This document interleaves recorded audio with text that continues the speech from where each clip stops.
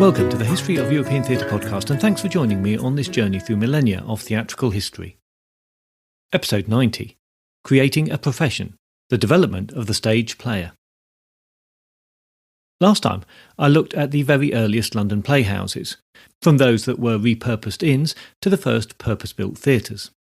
The theatre in Shoreditch, built by Burbage and his family, led to the building of the Globe, which I think for most of you won't be too hard to imagine thanks to its modern reconstruction. There will be more on the playhouses coming up, but first I wanted to look at the players who worked in those playhouses in this very early period and a little beyond. Just as the playhouses developed out of the medieval period, it's reasonable to suppose that the art of acting and the lifestyle of the players changed too. As with the record of playhouses, the records are sparse, but we do have occasional gems of information from which we can draw a picture of how the profession of acting, of stage playing, as those at the time would have said, made a tentative start. If we go back to the reign of Henry VIII, say the 1530s, and even some time before that, there's a suggestion of players who worked as full-time entertainers. But this is players in the broadest sense of the word. Rather than what we think of as actors, they would have had a much broader skill set. Musicians, singers, jugglers, storytellers, dancers and acrobats. Entertainers who worked in any combination of the above. Reciting stories and acting in plays was undoubtedly included in their trade, but was only part of it. Before the Tudor period, the lack of evidence of professional full-time players and entertainers suggests that those who were professionals, whose main income was gained through performance of one sort or another, still worked an itinerant circuit in the country. Many entertainers, if not most, held other jobs, but possessed a talent that meant that they were called on to perform, and we might reasonably call them amateurs to one degree or another.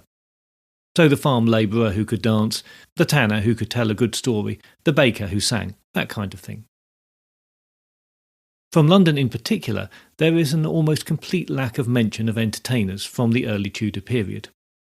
It may be that it's just unlucky and relevant records have been destroyed, but given their future attitude to the playhouses, it also seems reasonable to think that the aldermen of the city resisted the establishment of permanent or semi-permanent places of entertainment from early on. Whatever the case, it seems clear that there was no concept of a profession of acting, that the playing of the stage was something mostly done by an amateur.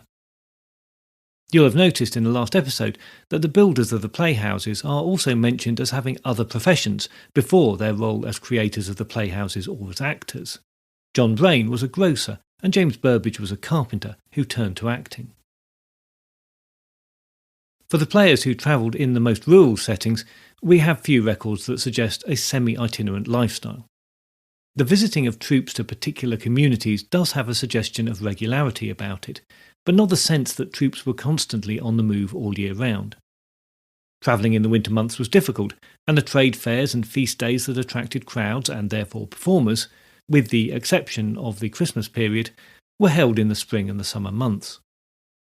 It seems likely that troupes performed for these events, but then disbanded and returned to the day job of some sort. In winter, maybe they performed in their own locality for Christmas, but didn't travel so much. A subset of the rural travelling player was a troupe that were in the employ of a rural lord. Some would be household servants and retainers who had a particular talent. Some may have been specifically employed to perform. Their main role would be as entertainers for the lord and his guests, but they were sometimes sent on to neighbouring gentry as a gift or gesture of goodwill, and at times loaned to the community to perform at the religious and seasonal celebrations. All of this is, of course, with the purpose of enhancing the lord's reputation locally. This group, who probably worked a local circuit rather than travelling widely, were likely the most professional of all the players, with their roles slowly changing from bonded men who performed in addition to their usual household tasks to men who were primarily players, but still in the service of a lord. The last decade of Henry VIII's reign brought problems for both rural and urban players. The upheavals of the Reformation complicated what players were asked to do and what they were allowed to present. Some were employed to spread the message of the Reformation and performed plays and sang songs that promoted the anti-papal message in support of the religious supremacy of the king. Others wanted to continue to support the Pope and performed the traditional cycle plays or morality plays that showed how only true believers could be saved. Matters of religious doctrine became entwined with political positions, and as Henry's position against the Church hardened and feelings ran high over the dissolution of the monasteries, changes in the Mass and other religious matters, the activities of players were curtailed. The 1530s and 40s and 50s were a difficult and unpredictable time to be a player in England, as views and rules of what was permitted and what was not allowed changed frequently. Players not already in the service of a lord soon found that this was by far the best way to be able to continue performing. When taken into a lord's service, there was regular work as the household entertainers, and a degree of safety when out in the country under the protection of his badge and papers. When Elizabeth came to the throne, things got a little easier with the firm turn to Protestantism, but caution and protection were still required even before new vagrancy laws were brought in. It became very difficult to be an independent travelling player without some sort of sponsorship as protection, as the laws tightened the ability of people to move freely around the country. Players were notably not excluded from the general condition of the new laws introduced in 1572, so that they could be arrested for travelling without the protection of a lord. Nevertheless, the troupes found their way to London and performed in the early theatres and inns, in private houses and the early playhouses. It may be that this period of difficulty for performers was a real help in the development of an acting profession. Having been forced into tight groups that had little option but to stay together, they honed a craft that was then ready for the openings that were about to arrive. That the troupes had to perform in different locations, were forced to travel light and in small numbers, was part of the reason why English plays were written in a way that focused on creating scenery, locations and characters with words. As I've mentioned before, English was just coming into its own as a language that poets and playwrights could craft and take pride in, and the work of the Elizabethan playwrights in particular played a big part in forging this newly discovered love of English. Performing a season in London, probably a mixture of private and public performances, became a profitable operation. The playing troupes became more settled in the place where they could make a regular income thanks to the large population. London had more or less doubled in size during Henry's reign, so that by 1550 the population of the city was about 100,000 souls. For comparison, the other large cities in the country could only boast populations of no more than 10,000 to 15,000 people, and the total population of England was about 3 million. This was a period of rapid population growth, with the total population rising to 4 million by 1600. In comparison to the wider world, England was still a pretty small place. Paris had a population of about 350,000 at the same time, and in Rome the city might have been housing as many as 1 million.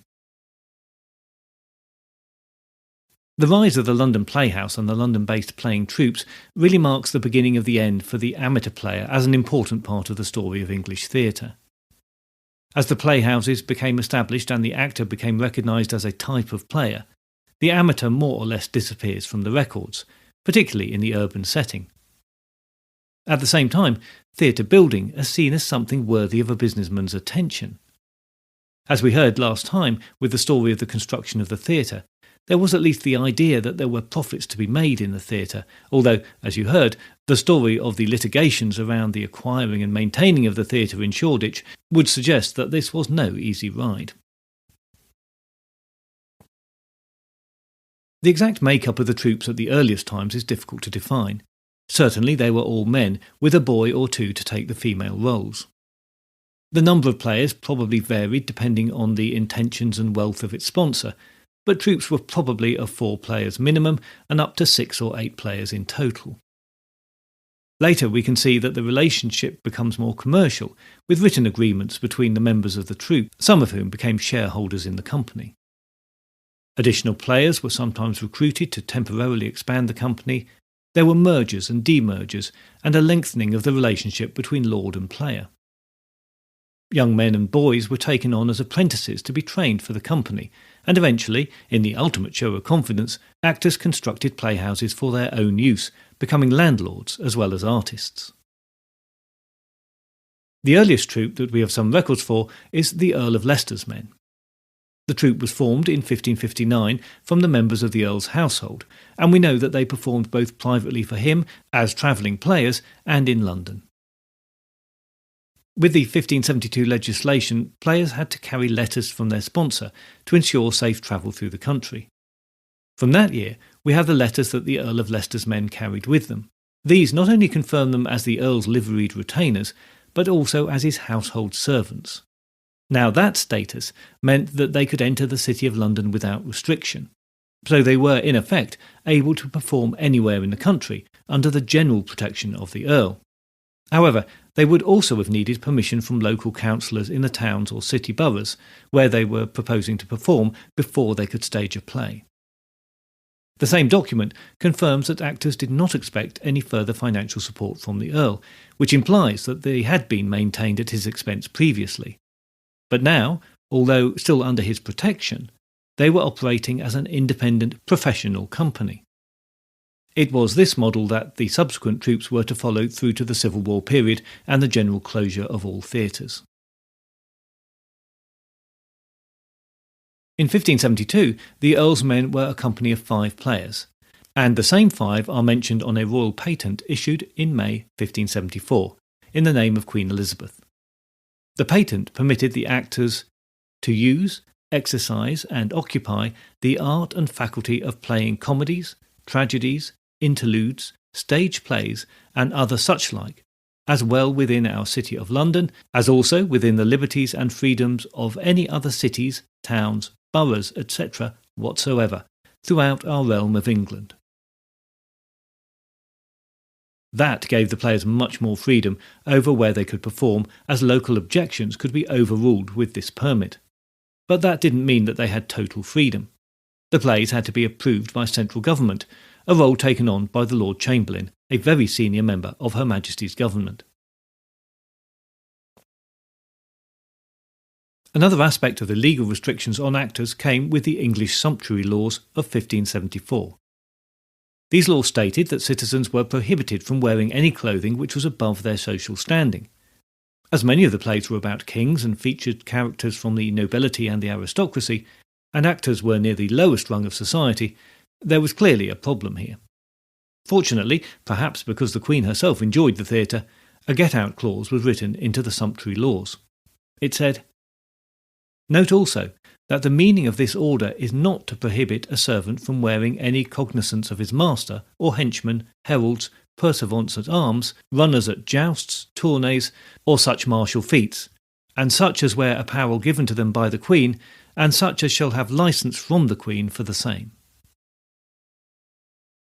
We'll hear more about the Elizabethan playing troupes in future episodes, but for more details now, you can find 2 episodes devoted to the playing troupes on Patreon. More details of that at the end of the episode. Through the period of the reigns of Henry, Elizabeth and James I, it had been possible to identify about 500 individuals who were professional players. For about 10% of that number, we have some detail of their activities, but for the majority, just fleeting accounts at best. Most often, players are just referred to as a troupe without any mention of specific members other than the star players. This makes it all but impossible to estimate the total number of stage players at work in the period, or what the turnover of members was within and between playing troupes, again with a few specific exceptions. Although actors were professionals by this time, acting was still not seen as a profession. There was no actors' guild, and those boys being taken in for training were not seen in the same light as other apprentices, who, as junior members of a guild, had specific rights allowed to them in the city. I should also mention here that there were some companies that were made up entirely of boys. There are records of such troupes performing for Elizabeth and James, and even concerns expressed in some quarters that they were becoming more popular than the adult troupes. The idea that they were very popular is supported by the large number of plays written specifically for the boys' troupes. But this was for a relatively short period, and by the second part of the reign of King James, their popularity had waned, and they quickly disappeared completely from the theatrical scene. Through the Elizabethan period, the London theatre became more and more commercialised, and some individuals became rich in the process. Successful playwrights could become relatively rich men, but this was more due to their investment in theatre buildings rather than directly from their writing of plays. Theatre owners like Philip Henslowe and Edward Allen were very wealthy businessmen, and some actors made a good living. As is the way, of course, the many that did not, the investors that were impoverished through theatre failures and the like, are not so well recorded to history, and there were doubtless many of these. When James I succeeded Elizabeth in 1603, the major playing troupes were taken under royal patronage and became officially servants of the crown. But this is not to say that theatre and its players had by then received universal acceptance. Throughout the period from the reign of Henry VIII to James I, objections to theatre could be summarised as coming from two sides. The concerns of the Church were long-standing and well known. Playing, it was maintained, since the time of the Church Fathers, was immoral. But objections also came from secular leaders, who saw theatre could be socially disruptive, politically dangerous, and an economic disruption rather than a benefit. The playhouses, the secular argument went, were a distraction for the working population, taking men away from productive work and giving them time to think a little too much. Any gathering of a large segment of the population in London in one place was thought of as a potential trouble spot, and with being located in one of the seedier areas outside the city, the theatre and the players always had a bit of an image problem. But we shouldn't think of these objections as united objections, nor a correct one all of the time. Some of the claims made by the objectors were probably legitimate. By Elizabethan times, Southwark was a magnet for vagrants and prostitutes, tricksters and others living on the edge of society, and that tarnished the reputation of the theatre. Some players almost certainly undertook other activities to supplement their income, some of which were no doubt illegal or at least dubious, but neither did that apply to all players. Some of the accusations aimed at the players were no doubt exaggerations and hyperbole for effect, but some of it expressed legitimate concern. And those concerns from the Church and from secular leaders did not always align. The position is a lot less clear than simply saying the Church and some in society objected to theatre, and attitudes didn't just change with the monarch of the day, but within a period of rule too. It's therefore difficult to document a comprehensive story of the changing attitude to theatre, and we have to rely on documents that are indicative rather than forensic. So, with that in mind, here are some of the opinions about stage players from the time. In February 1547, on the death of Henry VIII, the Bishop of Winchester wrote to Sir William Paget, a senior member of the King's Council. He described how parishioners in his London residence of Southwark were preparing to sing a funeral mass for the late King, but that he had heard that the Players of the Lord Oxford planned to present a solemn play at the Playhouse, which was located at the other end of the borough. His objection that the play should not be performed in the time of mourning for the king doesn't seem an unreasonable one for the time, but he mistrusts the players, doubting that their play will be at all solemn, and he refers to them generically as lewd fellows.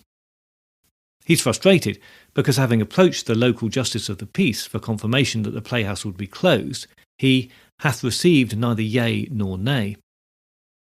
He claims that the players smallly regard the JP and have even less respect for him, hence his appeal to a higher authority. Where the Bishop of Winchester was probably not being too unreasonable in the circumstances, others did not voice their objections in such measured tones. A German physician, writer and alleged magician Henry Cornelius Agrippa wrote in 1569 that the art of stage playing was wicked and dishonest, and that the act of viewing a play and enjoying a performance was a shameful thing. The delight in a wanton mind was, he said, an offence. He concludes the passage by pointing out that in the past there was no name more infamous than that of stage player, and any that had performed in plays were denied all honour. This is a small passage in a much larger work, and the only mention of theatre, but we can see that he held the historic view about the lowly place of players in society. Some of the anti-theatre rhetoric expressed a concern about the effect that plays would have on an audience. In 1580, Anthony Munday wrote a second and third blast of retreat from theatre. He was building on a first blast written by Stephen Gosson the previous year in a pamphlet called The School of Abuse, containing a pleasant invective upon poets, pipers, players, jesters, and such like caterpillars of the Commonwealth. This is the Stephen Gosson who would prompt Sir Philip Sidney's Defence of Poetry in just a few years' time. In this earlier work, Gosson actually makes an attempt at a balanced view when having described actors for prating on the stage and for begging for alms one day and turning their noses at good folk the next. He then adds that it is well known that some of them are sober, discreet, properly learned, honest householders and citizens, well thought of amongst their neighbours at home, although the pride of their shadows cause them to be somewhat ill thought of abroad. Later, he blames the public, saying, "Were we not foolish to taste every drug, to buy every trifle, players would shut in their shops and carry their trade to some other country." Munday prefaces his continuation of Gosson's theme by saying his blasts are of two kinds. One reports the work of a long-dead bishop that proves the filthiness of plays in the past. The other takes the work of a worshipful and zealous contemporary that shows the abomination of theatres in times present. The contemporary writer is assumed to be Munday himself, who was a writer and employed by the state as a heretic hunter. He writes that he hopes the players will see the nearness of the end of days and forsake their unlawful, ungodly, and abominable exercise. To balance all that vitriol, here's a more kindly view of the profession. In 1612, actor and playwright Thomas Hayward wrote An Apology for Actors, where he stressed the ancient and honourable traditions that actors still worked in. He argued that the representation of a national hero or national victory on stage could only enhance the Englishman's love of his country and allegiance to it. He quotes Cicero's love of the theatre and his close friendship with the actor Roscius, whom he loved and respected so much that he argued for an annual stipend for the actor from the public purse that was the equivalent of £16, a sum that Hayward says is equivalent to any nobleman's revenue. For those who point out that the Roman theatre became debased, he argues that this is no reason to deny theatre to people now, and that just because a man cuts himself with a knife, it doesn't mean that knives should not be carried. He even picks up on Sidney's line on the improvement in English, by crediting the art of stage playing with creating part of that improvement. He said, "Our English tongue, which hath been the most harsh, uneven and broken language of the world, part Dutch, part Irish, Scotch, Welsh, and indeed a gallimaufry of many, but perfect in none, is now, by this secondary view of playing, continually refined, every writer striving in himself to add a new flourish to it, so that in process, from the most rude and unpolished tongue, it has grown to a most perfect and composed language."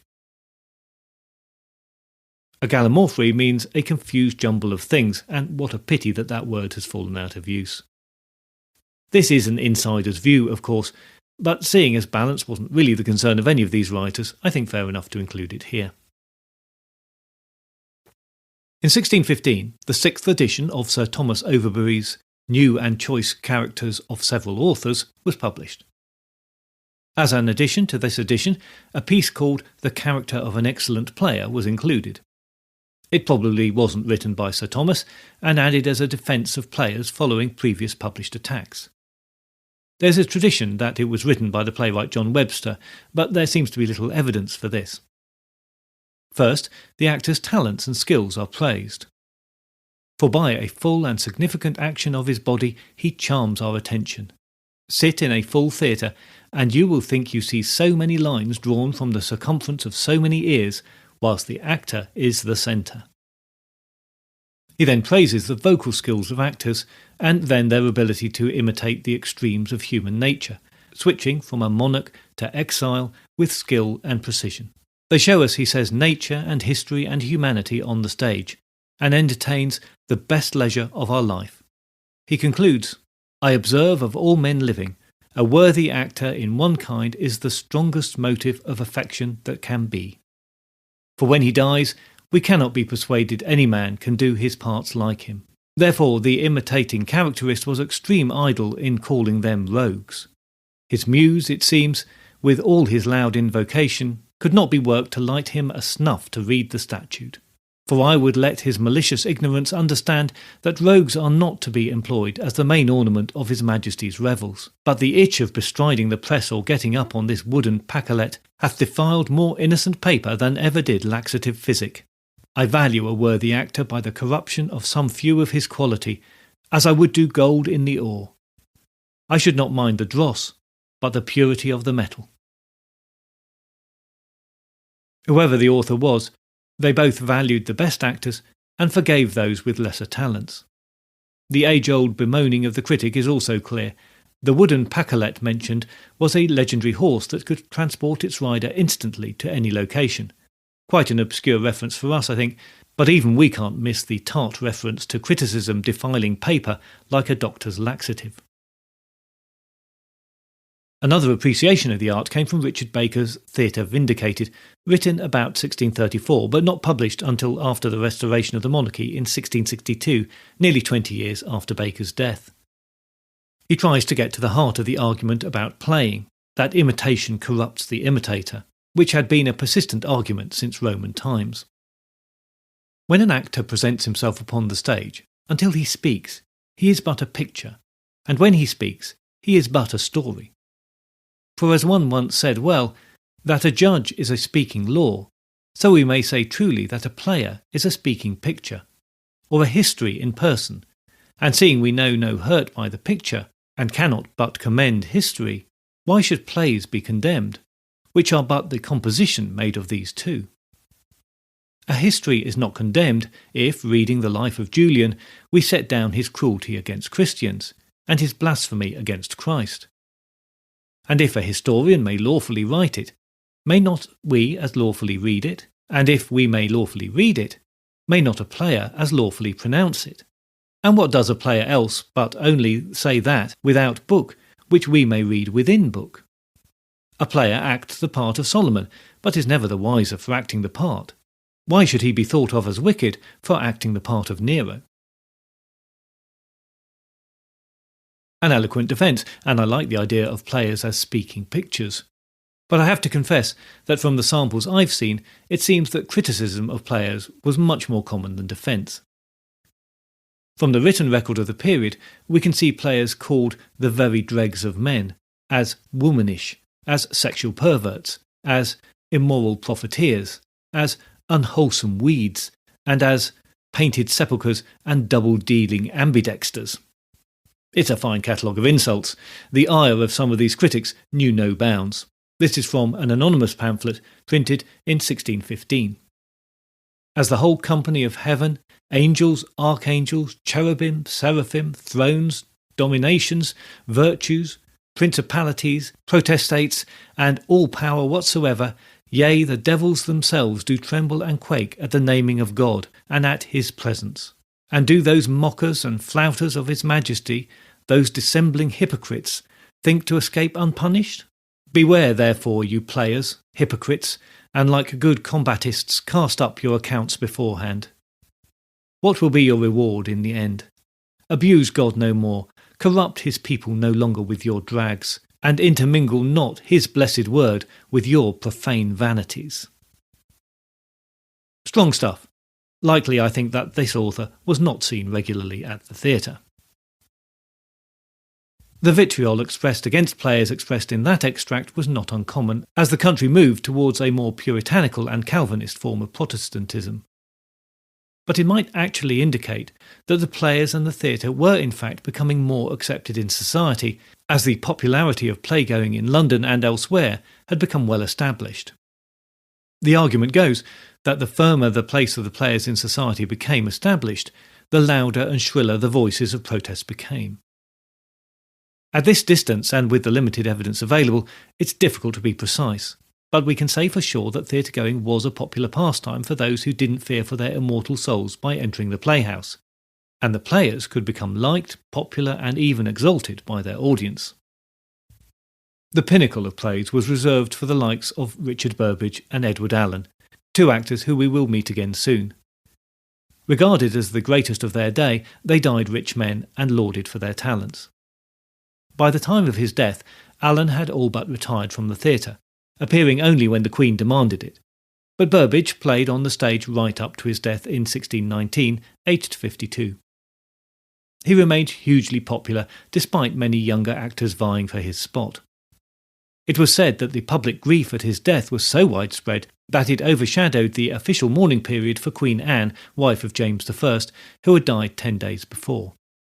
He was buried in Shoreditch, close to the two theatres that he'd worked in most, the Theatre and the Curtain. His gravestone is now lost, but was said rather poignantly just to read, "Exit Burbage." 100 years on, and his prowess on stage still resonated.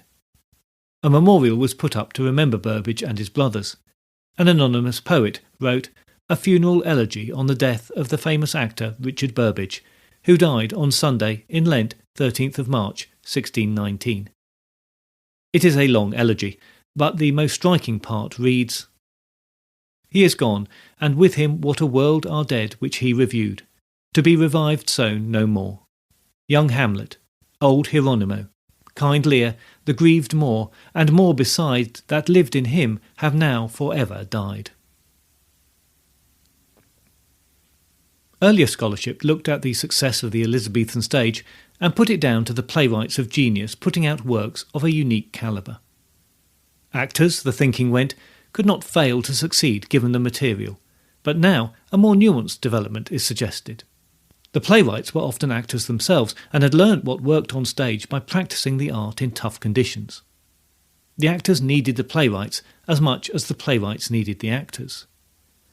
The skills of actors developed from keen amateurism to something that we can call a profession, even if their contemporaries did not. And it did so at a time when attitudes towards actors were often changing.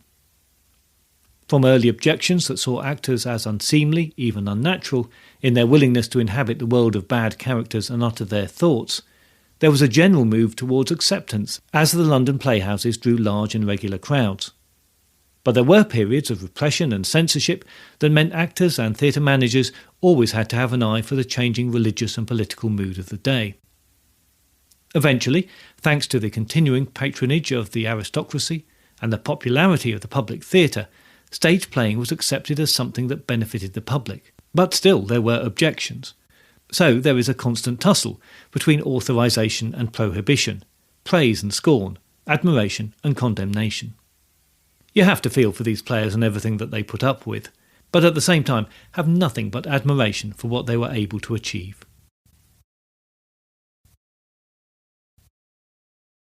Next time, having introduced you to the English playhouse and the stage players, I'll take a deeper dive into the changing attitude of the state towards the public theatre and stage players through the English Renaissance and the Reformation periods. It is a turbulent period of political and religious change, where the theatre still managed to flourish. In the meantime, don't forget to join the Facebook page or group and find us on Instagram or Twitter to keep up to date with the podcast and other theatre-related stuff. If you'd like to help support the podcast, there are additional episodes available on Patreon, which you can access for a small monthly fee. They cover a range of theatre history-related subjects from all the periods that the main podcast has covered, and a few more recent subjects too. If you are interested in any of these but can't stretch to a monthly commitment, I can also offer a bespoke feed of specific episodes for a one-off payment. You can find details for this on the podcast website at www.thehistoryofeuropeantheatre.com. Once there, just follow the link to Patreon episodes on the main menu, where you'll find a list and short description of all the available episodes. Thanks again to everyone who already supports the podcast, and to all of you for listening. I look forward to your company next time, but if you have any comments or concerns in the meantime, you can contact me by email at thoetp@gmail.com or via Twitter at thoetp.